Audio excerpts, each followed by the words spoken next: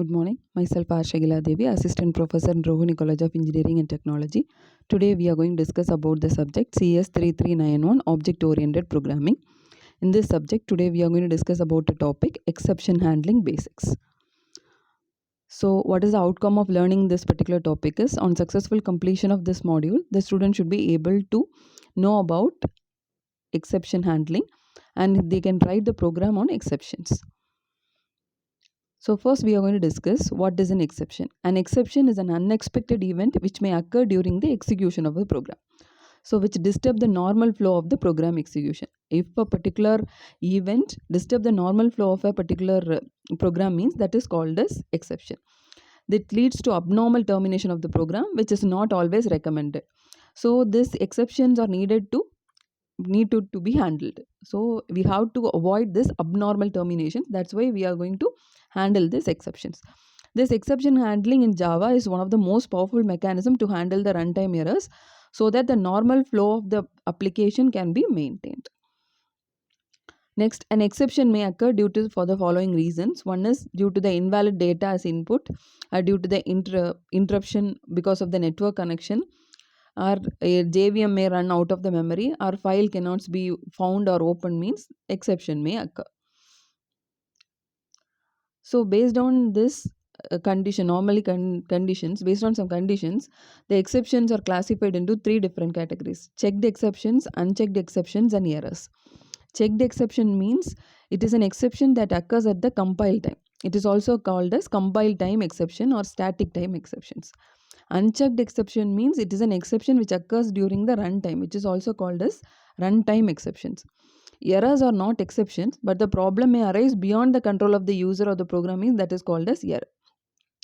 Error is a serious program, so we should not use try or catch function for this error. Exception may be handled by this try and catch. Next, we are going to see about the exception hierarchy. Normally, we will use the package called java.lang.exception for handling the exceptions. All the exception and error types and the subclasses of that, all these things are available in this exception class. And we know that there is a difference between exception and error. Exception can be handled by JVM easily by using this try and catch statements, but error leads to an abnormal condition or it may leads to severe failure. So it cannot be handled by the Java program through these kind of mechanisms. So we call the exceptions, normally we use the exceptions in different subclasses. First we have Java lang package. Below that we'll use object class and we have throwable. Throwable we have two types, errors and exceptions. Under exceptions we have runtime exceptions and other exceptions. So next we are going to see some of the exceptional methods. First is get message of. It is used to return the message about the exception that has occurred. And get cause of. It is used to return the reason for the exception. And next is toString of. It is used to concatenate with the result of this message, get message. And stack trace of. This is along with we are using stack trace of for handling the error or for tracing the error.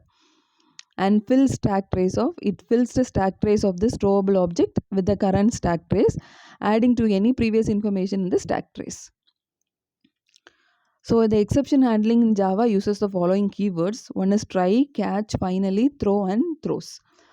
Normally, if you want to protect a particular code from the exception means we have to write within that try block, and if the exception occur means that is handled by this catch block. So next, the rules for writing an exception. A class can implement more than one interface at a time. A class can extend only one class but can implement many interfaces. An interface can extend another interface with a similar way of class can extend another class.